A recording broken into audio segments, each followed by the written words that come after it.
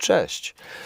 Zamkiem, który na dzisiaj przygotowałem, jest dość egzotyczna konstrukcja, jeżeli chodzi o jej dostępność w Polsce, na pewno jej dostępność w sklepach, ponieważ no, jest to temat, którego bardzo często możemy znaleźć jedynie w internecie. W Europie jest to dość popularna firma, jest to firma Casp, a model tej kłódki to K573 LD, a jest to tak zwany pucklock, czyli czy pucklock, jak oni to czytają. Kłódka krążek. Kłódka krążek, jak widzicie, jest to ogromny kawał stali. Za chwileczkę zobaczycie jej masę na ekranie.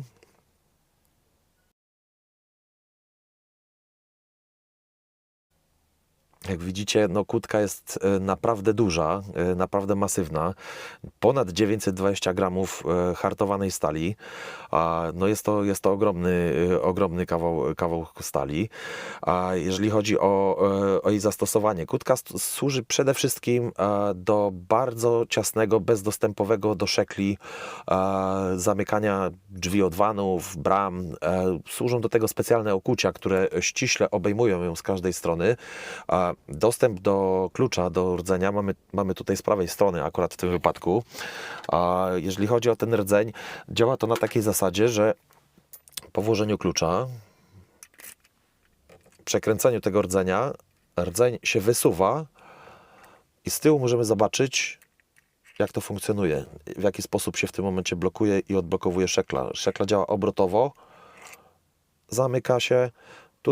Tutaj są w tym momencie dwa bolce, które determinują w tym momencie zamknięcie tej szekli po obrocie tego elementu, który nas tutaj w tym momencie zamyka. O, dokładnie tak to wygląda. I jak widzicie, szekla jest jedyne miejsce, gdzie w tym momencie, gdzie mamy dostęp do tej szekli, gdzie można było ewentualnie skorzystać z technik destruktywnych, czyli na przykład jakiegoś cięcia piły, wiercenia i tak dalej, to w tym momencie mamy do czynienia z tak małym kawałkiem. Tutaj wchodzą dwa elementy z okucia bramy, bądź okucia w tym momencie drzwi ciężarówki, półciężarówki, bądź jakiegoś vana, dostawczaka. Dzięki czemu jest to po prostu maksymalnie uniemożliwione, jeżeli chodzi o dostęp.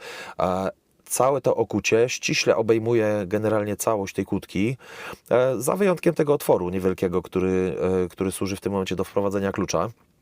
Sam klucz nie jest jakiś, można powiedzieć, nie wiadomo jaki. Jest to zwykły, prosty klucz. Zamek jest zamkiem 5-pinowym akurat, przepraszam, chyba 6-pinowym akurat ten. Raz, dwa, trzy, cztery, pięć, tak, 6-pinowym. To jest akurat 6-pinówka, są jeszcze 5-pinowe. Ogólnie wszystkie piny, które są w środku, są pinami typu serrated, czyli nacinanymi. Dzięki temu no, w jakiś tam sposób mocniejszy oddziałują w tym momencie na uniemożliwienie spikowania tego zamka. Jeżeli chodzi o samą jego wytrzymałość, no zamek, jak widzicie, no jest ogromnie wytrzymały. No jest to po prostu jednolity kawał hartowanej stali, pochromowany w dość tutaj ładny sposób, obrobiony maszynowo. Jeżeli chodzi o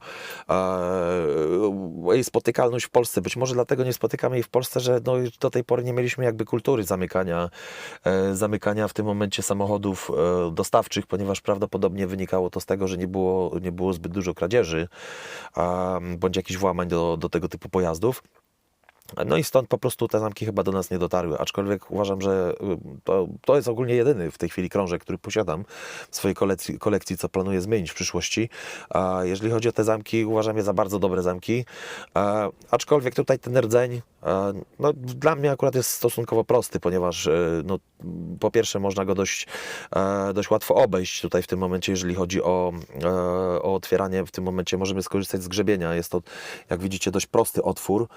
A sama dostępność tych pinów jest dość łatwa, jeżeli byśmy skorzystali tutaj z grzebyka. Są oczywiście krążki z bardziej zaawansowanymi zamkami, jeżeli chodzi o konstrukcję tutaj w tym momencie tego rdzenia, aczkolwiek no ja w tym momencie takowym nie dysponuję. Jeżeli chodzi o jego pikowanie, będziemy go pikować dzisiaj z ręki, z racji tego, że jest to naprawdę duży zamek. Narzędzia, którymi się będę posługiwał: napinacz górny, standardowo Lawlock Tools. W tym wypadku będziemy korzystać z tej dłuższej końcówki. Grubość tego napinacza z racji szerokości otworu jest 1,2 mm, a z dłuższej końcówki dlatego w tym momencie po prostu, że nawet obrócę, jakbym włożył tutaj w tym momencie tą końcówkę mniejszą, zwróćcie uwagę, że w momencie obrotu czy przeskoku ona się będzie tutaj klinowała razem z body w tym miejscu, a tutaj chcielibyśmy tego jednak uniknąć. Ja sobie ją tutaj pozwolę włożyć od góry. Napięcie raczej delikatne, jak przy pinach serrated, to można powiedzieć standardowo, ponieważ są wtedy lepiej wyczuwalne.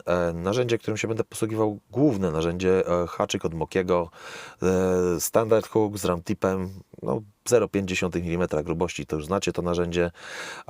Także no nie przedłużając, zobaczmy jak się będzie nam tutaj to pikowało w tej chwili. Postaram się to utrzymać tak, żeby było wszystko widoczne w miarę, aczkolwiek jest to dość trudny zamek do opanowania pod względem masy.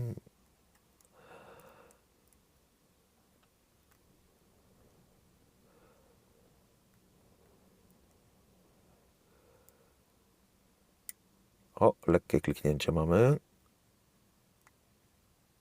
Tak. Piąteczka nam spowodowała lekką w tym momencie rotację rdzenia, także jest to dobrym znakiem. Wracam do początku. 1 nic, 2 nic, 3 nic, 4. O, 4 lekko, chciałaby tam coś powiedzieć. Lekkie kliknięcie jedno, drugie kliknięcie, lekka rotacja rdzenia była do przodu. To bardzo dobry znak. 5 nic.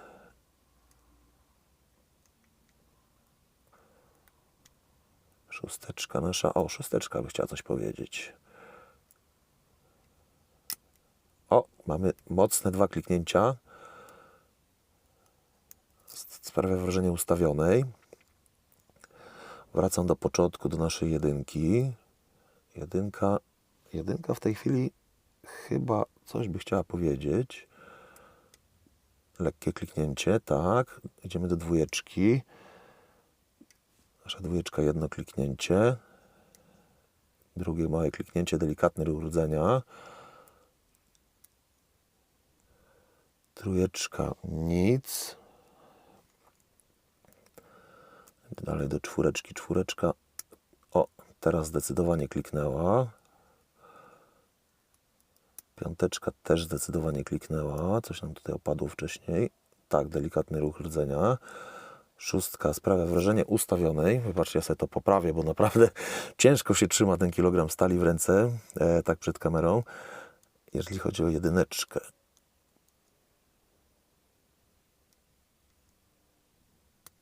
Jest kliknięcie, delikatny ruch rdzenia.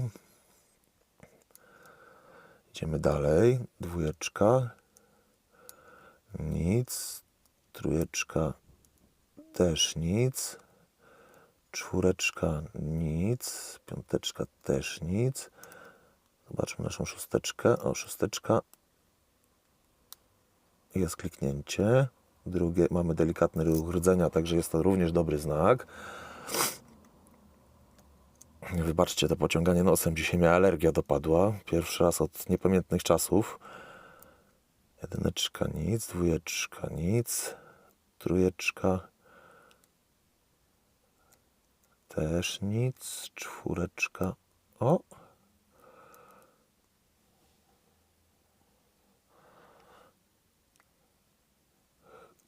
I tak wygląda.